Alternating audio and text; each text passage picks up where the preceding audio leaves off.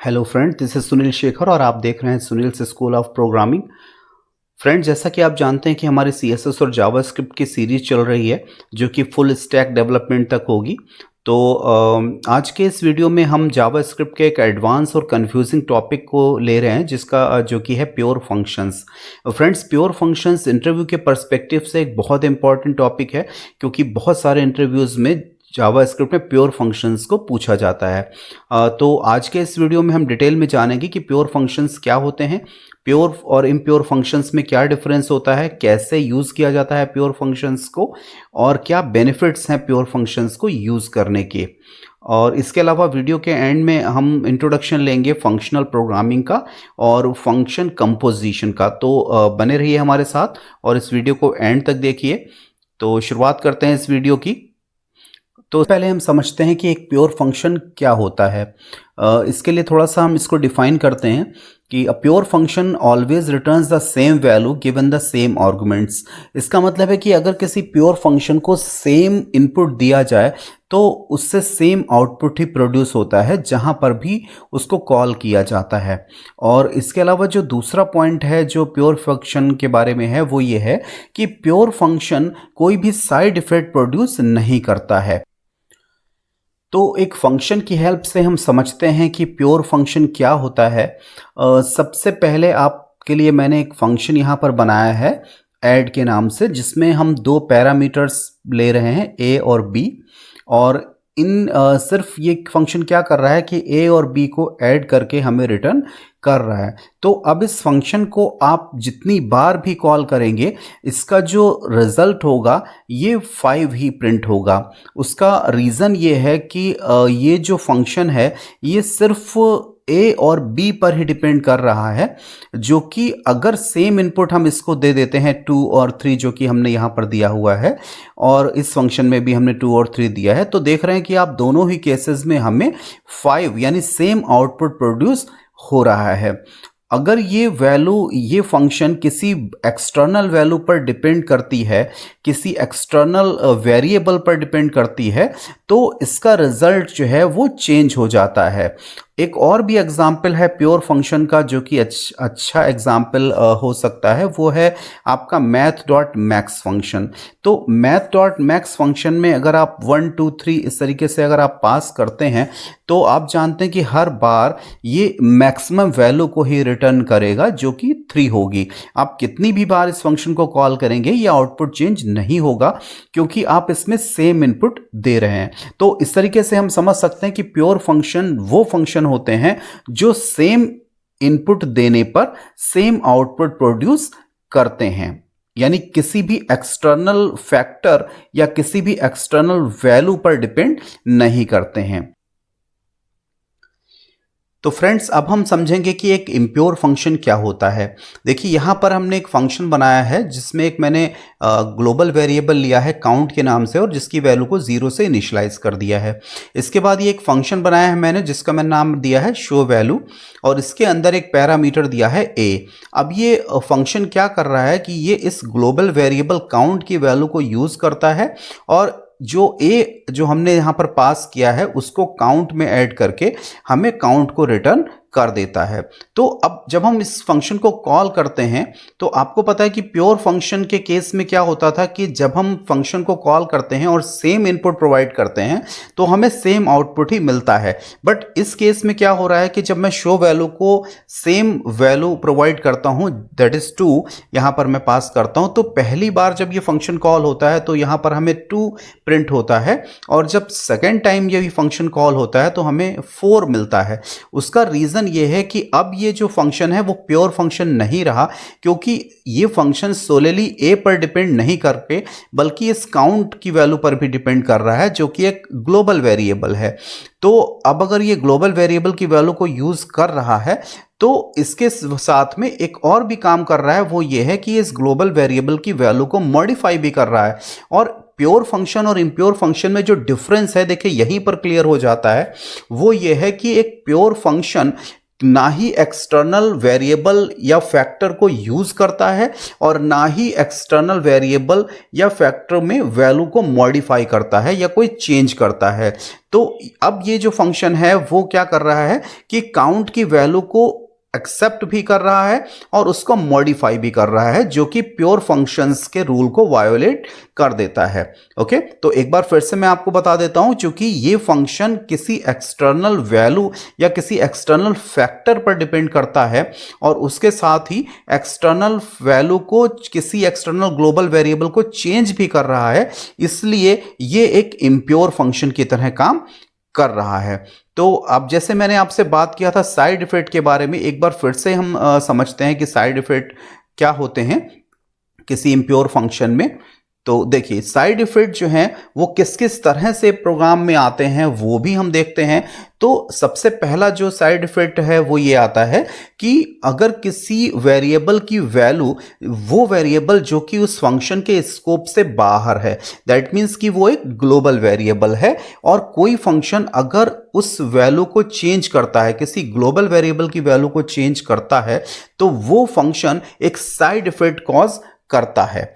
इसके साथ में अगर कोई फंक्शन डॉम को मैनिपुलेट कर रहा है, आपको पता है कि डॉम मैनिपुलेशन के लिए कई सारे मेथड्स हम यूज करते हैं, गेट एलिमेंट बाय आईडी, क्लेट एलिमेंट्स बाय क्लास नेम, इस तरीके से। तो अगर कोई फंक्शन किसी डॉम के किसी एलिमेंट को मैनिपुलेट कर रहा है, तो दैट मीन्स कि वो भी एक साइड इफेक्ट कॉज कर रहा है। इसके अलावा अगर किसी फंक्शन के अंदर आप कंसोल कराते हैं, किसी वैल्यू को लॉग कराते हैं किसी वैल्यू को कंसोल डॉट लॉग से, तो वो भी एक साइड इफेक्ट कॉज करता है। और इसके साथ ही जब कोई फंक्शन HTTP रिक्वेस्ट करता है, तो इससे ये पता चलता है कि ये रिक्वेस्ट क्योंकि फंक्शन के अंदर नहीं हो रही है बल्कि किसी एक्सटर्नल फैक्टर पर डिपेंड है। ये जो वैल्यू आ रही है ये हमें नेट से मिल रही है, ये उस फंक्शन की इनर फंक्शनैलिटी नहीं है। तो अब ये फंक्शन चूंकि किसी एक्सटर्नल फैक्टर पर डिपेंड कर रहा है, तो इसका मतलब है कि ये भी एक साइड इफेक्ट कॉज कर रहा है। और इसके साथ में एक और भी चीज़ है कि अगर कोई फंक्शन किसी डॉक्यूमेंट के टाइटल को चेंज करता है, तो उसको भी एक साइड इफेक्ट में कंसिडर किया जाएगा।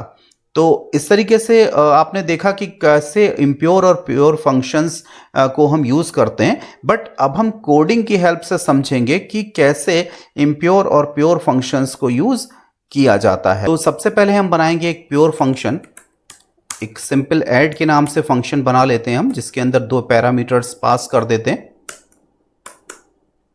और सिर्फ क्या कराना है, हमें a और b को ऐड करके इस फंक्शन से रिटर्न कराना है। ठीक है, तो a + b रिटर्न कराते हैं हम यहाँ से और इस फंक्शन को कॉल करते हैं।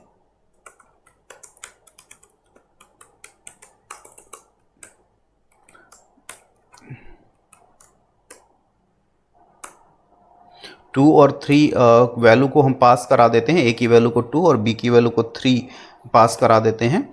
और इसके साथ ही एक ब्रेक भी मैं लगा देना चाह रहा हूँ यहाँ पर, ताकि हमें आउटपुट क्लियरली दिखाई दे।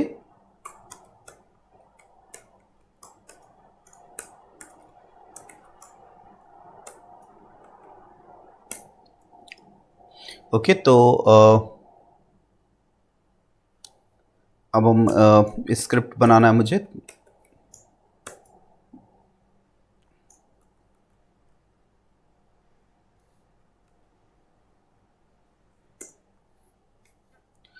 ओके, तो अब हम देखते हैं कि क्या आउटपुट मिल रहा है हमें इस फंक्शन को कॉल करने के बाद में।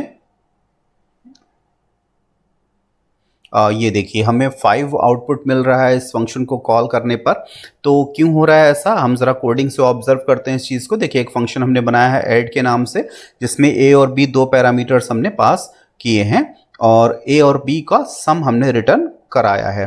तो अब इसमें कुछ भी ऐसा नहीं है फंक्शन है, बट ये फंक्शन एक प्योर फंक्शन है। कैसे, इस चीज़ को हम प्रूव करेंगे। तो देखिए, अब इस फंक्शन को मैं एक बार और कॉल करता हूँ और सेम इनपुट वैल्यूज़ इसके अंदर मैं पुट करता हूं। तो देखिए एक बार और इस फंक्शन को मैं कॉल कर रहा हूं और मैंने सेम इनपुट उसमें दिया है 2 और 3। तो अब हम देखते हैं कि क्या हमें सेम आउटपुट मिल रहा है। अगर हमें सेम आउटपुट मिलता है इसका मतलब है कि ये एक प्योर फंक्शन की तरह काम कर रहा है। तो आप देख रहे हैं स्क्रीन पर आपकी कि हमें सेम आउटपुट मिल रहा है 5 दोनों ही केसेस में। तो इसका मतलब हुआ कि ये फंक्शन एक प्योर फंक्शन की तरह काम कर रहा है। अब एक हम इनबिल्ट फंक्शन का यूज करते हैं मैथ डॉट मैक्स का यूज करके मैं आपको दिखाता हूं कि क्या ये भी एक प्योर फंक्शन की तरह काम कर रहा है। तो यूज करते हैं हम डॉक्यूमेंट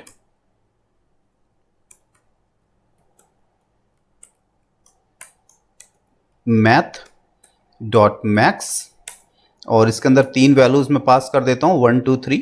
तो आप जानते हैं कि मैक्स फंक्शन हमें मैक्सिमम वैल्यू रिटर्न करेगा 1 2 3 से।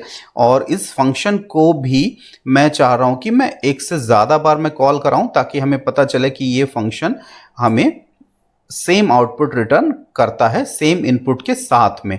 तो देख रहे हैं 2 फंक्शन मैंने यहाँ पर 2 बार मैंने इसको कॉल किया है मैथ डॉट मैक्स को 1 2 3 इसके अंदर मैंने दोनों ही बार दिया है। तो दोनों ही केसेस में हमें 3 आउटपुट मिलना चाहिए अगर ये एक प्योर फंक्शन की तरह काम कर रहा है। तो ये देखिए हमें दोनों ही केसेस में 3 आउटपुट मिल रहा है, इसका मतलब ये भी एक प्योर फंक्शन की तरह ही काम कर रहा है। तो अब फ्रेंड्स हम बनाते हैं एक इम्प्योर फंक्शन और उससे हम समझते हैं कि क्या दोनों में डिफरेंस आता है। तो इसके लिए मैं क्या करता हूं कि एक सबसे पहले मैं एक ग्लोबल वेरिएबल बना लेता हूं लेट काउंट। ओके, और इसको मैं 0 से इनिशियलाइज कर देता हूं। इसके बाद में एक फंक्शन बनाते हैं हम शो वैल्यू के नाम से। ओके, और इसके अंदर हम एक पैरामीटर ले लेते हैं और काउंट को सिंपली प्लस ऐड असाइनमेंट करवा देते हैं ए से। तो ये क्या करेगा फंक्शन कि हमें काउंट की वैल्यू को ए से ऐड कर देगा और उसके बाद में काउंट को रिटर्न करा देगा। तो अब जैसा कि मैंने आपको बताया था कि ये शो वैल्यू फंक्शन जो है वो एक इम्प्योर फंक्शन की तरह काम करेगा, लेकिन हमें ये चेक करना है कोडिंग से कि ऐसा हो रहा है या नहीं हो रहा है। तो क्या करते हैं हम कि इस फंक्शन को कॉल कराते हैं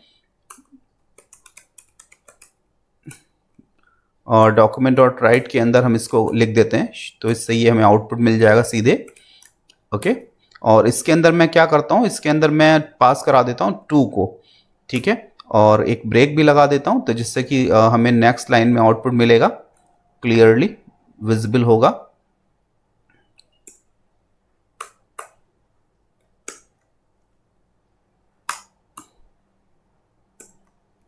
ठीक है, और एक बार और इस फंक्शन को कॉल कराते हैं हम विथ सेम इनपुट। तो अब देखिए यहां पर आप ऑब्जर्व करिए कि दोनों बार हमने इस शो वैल्यू फंक्शन को के अंदर 2 हमने पास किया है दोनों ही फंक्शन कॉल में। तो अब अगर ये एक प्योर फंक्शन है तो दोनों ही केसेस में हमें सेम आउटपुट मिलना चाहिए। तो हम चेक करते हैं कि क्या ऐसा हो रहा है आउटपुट को। तो ये देखिए यहां पर हमको जो हमारा फर्स्ट कॉलिंग स्टेटमेंट है उससे हमें 2 मिल रहा है और जो हमारा सेकंड कॉलिंग स्टेटमेंट है सेम फंक्शन का उससे हमें 4 मिल रहा है। देखिए कैसे यहां पर शो वैल्यू 2 को मैंने कॉल किया है और इससे मुझे क्या मिल रहा है, ये 2 मिल रहा है। और इससे मैं उसके बाद मैंने शो वैल्यू के अंदर मैंने सेम वैल्यू पास किया है 2 और उससे मुझे क्या मिल रहा है कि ये 4 मुझे मिल रहा है। तो इससे क्लियर हो जाता है कि ये एक इम्प्योर फंक्शन है क्योंकि ये सेम इनपुट देने पर भी हमें डिफरेंट आउटपुट प्रोवाइड कर रहा है।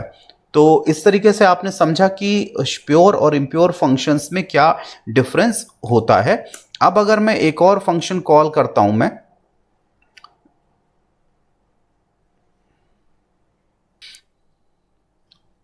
अब फ्रेंड्स हम एक और फंक्शन का यूज़ करते हैं जो कि एक इनबिल्ट फंक्शन है जावास्क्रिप्ट में मैथ लाइब्रेरी में, जो कि है रैंडम फंक्शन।